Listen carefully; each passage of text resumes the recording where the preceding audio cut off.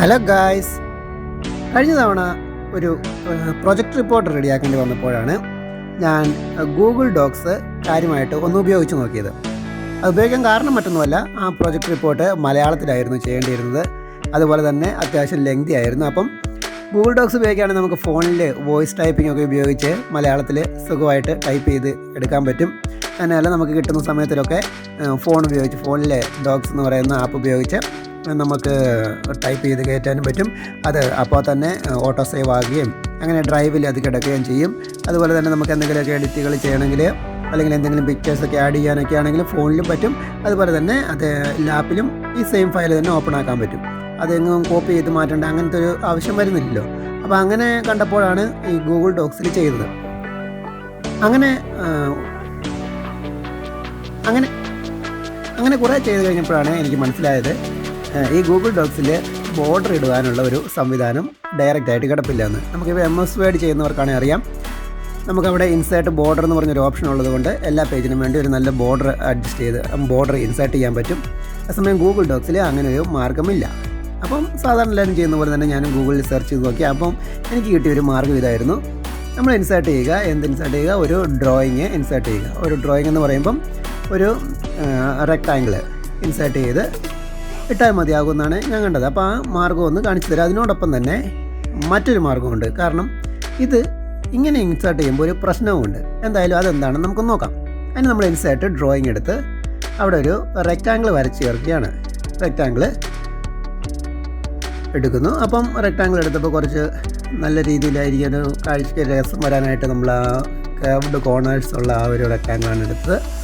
അതിൻ്റെ കേർവൊക്കെ ഒന്ന് അഡ്ജസ്റ്റ് ചെയ്ത് ട്രാൻസ്പെറൻ്റ് ആക്കി, എന്നിട്ട് അതിൻ്റെ ആ ബോർഡറൊക്കെ ഒന്ന് കളർ ചെയ്തു. ഇനി അതിൻ്റെ ആ ബോർഡറിൻ്റെ കട്ടി ഒന്ന് കൂട്ടി ഒരു 2px ഒക്കെ കൊടുത്ത് നമ്മൾ സേവ് ചെയ്യുകയാണ്. ചുമ്മാ സേവ് ചെയ്താൽ മതി, അപ്പോൾ തന്നെ അത് ഇൻസേർട്ട് ആകുന്നതാണ്. അപ്പോൾ അങ്ങനെ ഇൻസേർട്ടായ സാധനം നമ്മൾ അതിൻ്റെ പിക്ചറിൻ്റെ ഓപ്ഷൻസിൽ ചെന്നിട്ട് അവിടെ വ്യൂ പേജ് എഡിറ്റിംഗ് ഓപ്ഷൻസ്, ആ ഓപ്ഷൻസ് മുഴുവൻ എടുത്ത് നമ്മൾ നോക്കിക്കഴിഞ്ഞാൽ അതിനകത്ത് ടെക്സ്റ്റ് റാപ്പിംഗ് ഉണ്ട്. അതിനകത്ത് text wrapping in front of text എടുക്കുക. അതിനുശേഷം താഴോട്ട് വന്നു കഴിഞ്ഞ് വീണ്ടും അതിൻ്റെ പൊസിഷൻ എടുക്കുക. ആ പൊസിഷൻ നമുക്ക് ആ പേജിൻ്റെ ഒരു ഫിക്സഡ് പൊസിഷനിലേക്ക് മാറ്റണം.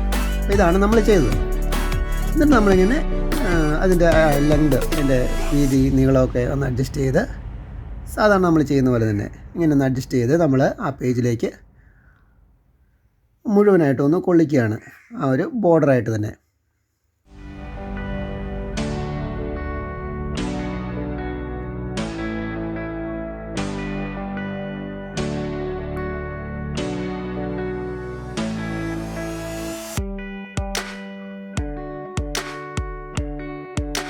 ഓക്കെ, അങ്ങനെ നമ്മൾ ഏകദേശം ആ ഒരു പേജ് ബോർഡറിൻ്റെ രീതിയിലേക്ക് ആ ഒരു റെക്ടാങ്കിൾ നമ്മൾ എത്തിക്കുകയാണ്. ഇനി അതൊന്ന് ചെറുതാക്കി കാണുകയാണെങ്കിൽ നമുക്ക് കുറച്ചുകൂടെ എളുപ്പത്തിൽ ചെയ്യാൻ പറ്റും. അപ്പോൾ അതുകൊണ്ട് നമ്മളൊരു 50% ഇട്ട് അതിൻ്റെ ബോർഡറൊക്കെ ഒന്ന് അഡ്ജസ്റ്റ് ചെയ്ത് കൊടുക്കുന്നു. അപ്പോൾ ഇങ്ങനെ ചെയ്യുമ്പോൾ ഉള്ള കുഴപ്പമെന്ന് പറഞ്ഞാൽ ഇത് ഓരോ പേജിലും നമുക്കിങ്ങനെ വരച്ച് ചേർക്കേണ്ടി വരും. അപ്പോൾ എങ്ങനെയാണ് ഓരോ പേജിലും വരച്ച് ചേർക്കാതെ നമുക്ക് ഒറ്റ തവണ ചെയ്യുമ്പോൾ തന്നെ എല്ലാ പേജിലേക്കും വരുന്നത്? അതിനുവേണ്ടിയാണ് നമ്മൾ ശ്രമിക്കുന്നത്.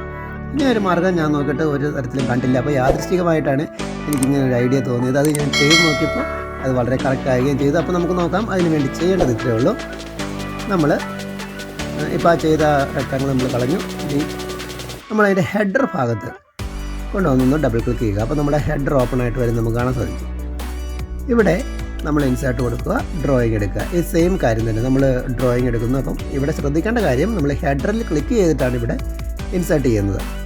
ഇനി മറ്റതുപോലെ തന്നെ നമ്മൾ ആ ബോർഡറിന് പറ്റിയ രീതിയിലൊരു റെക്ടാങ്കിൾ വരയ്ക്കുന്നു.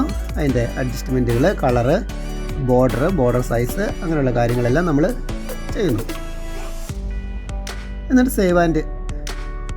സേവ് കൊടുക്കുമ്പോൾ നമുക്ക് കാണാൻ സാധിക്കും. ഇവിടെ ഹെഡറിൽ വന്നിട്ടുണ്ട്. ഹെഡർ നല്ല ലെങ്തി ആയിട്ട് കിടക്കുന്നത് നമുക്ക് കാണാം. അപ്പോൾ അതൊന്ന് മാറ്റാൻ വേണ്ടിയിട്ട് നേരത്തെ പോലെ തന്നെ ആ ഒരു ഇമേജിൻ്റെ ഓപ്ഷൻസിൽ ചെന്ന്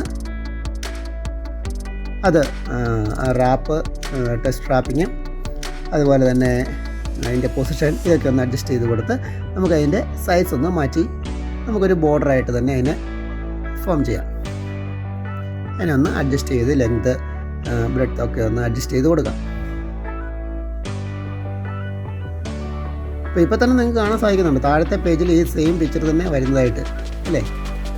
ഞാൻ ഒന്ന് അഡ്ജസ്റ്റ് ചെയ്ത് കൊടുക്കുകയാണ്. അഡ്ജസ്റ്റ് ചെയ്ത് കൊടുക്കുമ്പം ഓട്ടോമാറ്റിക്കായിട്ടും എല്ലാ പേജിലേക്കും തന്നെ ആകും. കാരണം ഇത് ബോർഡറിലാണ് നമ്മൾ ആഡ് ചെയ്തിരിക്കുന്നത് എന്നതുകൊണ്ടാണ്.